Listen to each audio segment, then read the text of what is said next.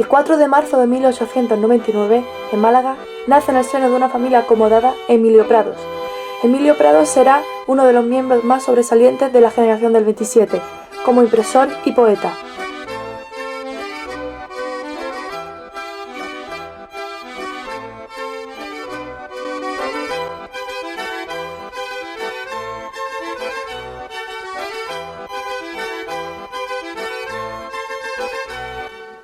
Sus primeros 15 años los pasa en Málaga, donde se relaciona con la bohemia artística, donde disfruta de los paseos en Calelarios y, pese a ser un chico algo solitario, sensible y enfermizo, entabla amistad con jóvenes poetas como él, con quienes se reúne en las tertulias del Café Inglés.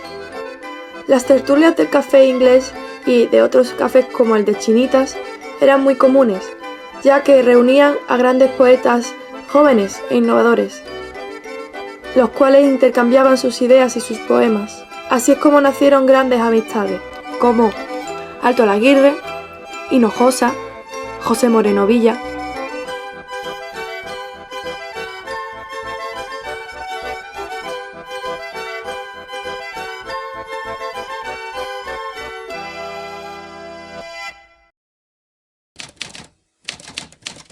En 1914 se traslada a Madrid para ingresar en la residencia de estudiantes gracias a una beca. Allí conoce a Juan Ramón Jiménez, quien determinará su pronta orientación hacia la poesía. En 1918 se incorpora al grupo universitario de la residencia, centro que se convierte en punto convergente de las ideas vanguardistas e intelectuales de Europa.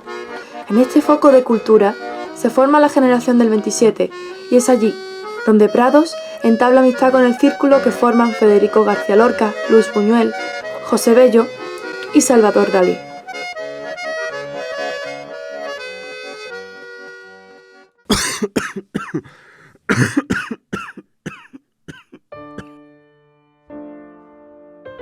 En 1921, el agravamiento de la enfermedad pulmonar que padece desde su infancia lo obliga a ingresar en un sanatorio en Suiza, donde pasará la mayor parte del año. En esa reclusión terapéutica, Emilio Prados comenzará a descubrir los autores más sobresalientes de la literatura europea y a consolidar su vocación de escritor.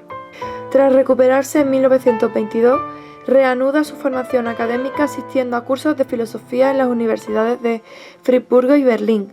Visita museos y galerías de arte de las principales ciudades alemanas e incluso en París conoce a diversos pintores, entre los que se incluye a Pablo Picasso.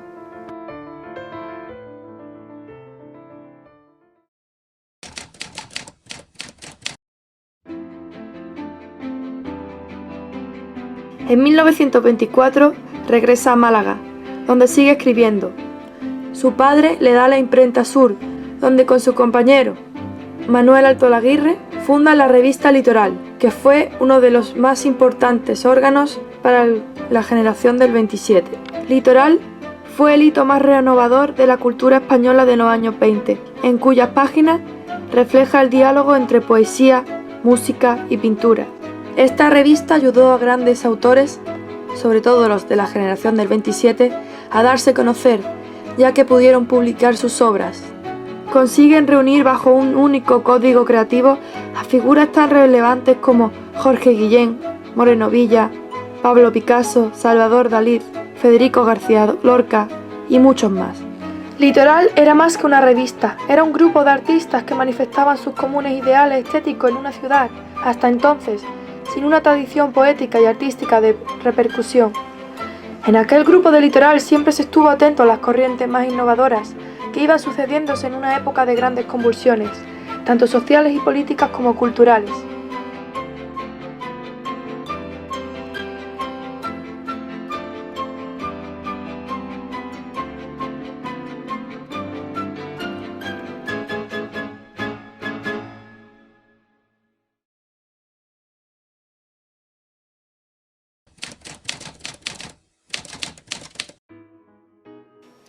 En 1925 inicia su actividad como editor de la imprenta Sur, en la que trabaja también junto a Alto Laguirre. Paralelamente a sus actividades creadoras, su compromiso social se va decantando en un progresivo interés hacia los sectores más pobres y desfavorecidos de la sociedad. También publica sus primeros poemarios como Tiempo y 20 poemas en verso, que se inscriben dentro del neopopularismo andaluz. El esmerado trabajo de edición que realizan tanto Altolaguirre como Emilio Prados les procura prestigio internacional.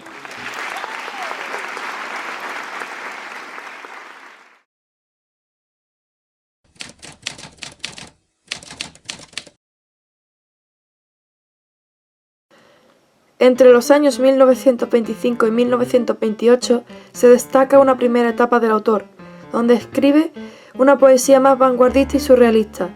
En ellas encontramos obras como 6 estampas para un rompecabezas, Canciones de alfarero, Cuerpo perseguido, Vuelta y El misterio del agua. Entre 1932 y 1938 se destaca otra etapa del autor inclinada por su compromiso social. Se entrega a la poesía política y social, con un lenguaje surrealista. De esta época son obras como La voz cautiva, Andando, andando por el mundo, La tierra que no alienta, 6 estancias, Llanto en la sangre, El llanto subterráneo y 3 cantos.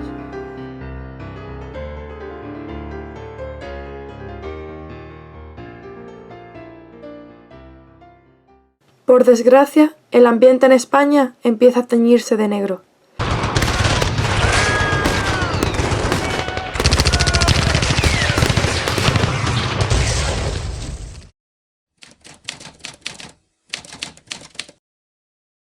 En 1934, en Málaga, hay un clima de violencia al estallar la guerra. Prados sufre la pérdida de su amigo Hinojosa, fusilado por los milicianos del ejército republicano. Se ve obligado a trasladarse a Madrid y allí entra a formar parte de la Alianza de Intelectuales Antifascistas. Colabora en tareas humanitarias, ayuda en la organización del Segundo Congreso Internacional de Escritores y en la edición de varios libros, como Homenaje al poeta Federico García Lorca y Romancero General de la Guerra de España. Al tiempo, también se publican obras suyas. Recibe el Premio Nacional de Literatura por la recopilación de su poesía de guerra Destino fiel, en 1938. Se instala en Barcelona para encargarse junto a Altolaguirre de las publicaciones del Ministerio de Instrucción Pública. Pero la situación es insostenible en la España de comienzos de 1939 para un republicano, por lo que decide marcharse a París y el 6 de mayo parte, junto a otras destacadas figuras de la intelectualidad republicana, a México.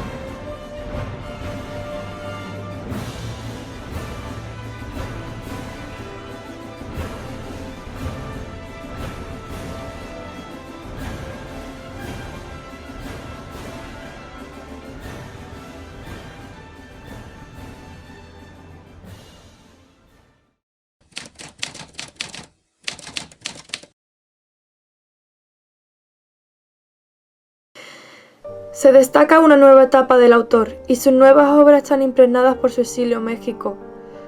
Publica poesías filosóficas que emanan un profundo sentimiento de desarraigo y soledad. A esta época pertenecen poesías como Mínima muerte, Jardín cerrado, Dormido en la hierba, Memoria del olvido, Penumbras, Río natural, Circuncisión del sueño y Signo del ser. Incluso hundido por el destierro, en 1944 Prados junto a Altolaguirre intentan volver a resucitar Litoral para poder recuperar su propia conciencia intelectual, tras ver sus ideales truncados por la guerra civil. No hay en esas páginas un atisbo de rencor, sino una melancólica tristeza. En este nuevo Litoral nos encontramos con todas las voces del destierro. Litoral, junto a Prados, será un símbolo de aquella generación rota brutalmente por la guerra civil. En México vivía con mínimos recursos y cuando no conseguía trabajo, sobrevivía del dinero que le enviaba su hermano desde Canadá. Aún así, abrió su corazón una vez más y adoptó y crió a 2 huérfanos. Por desgracia nunca pudo volver a su tierra y muere en México el 24 de abril de 1962.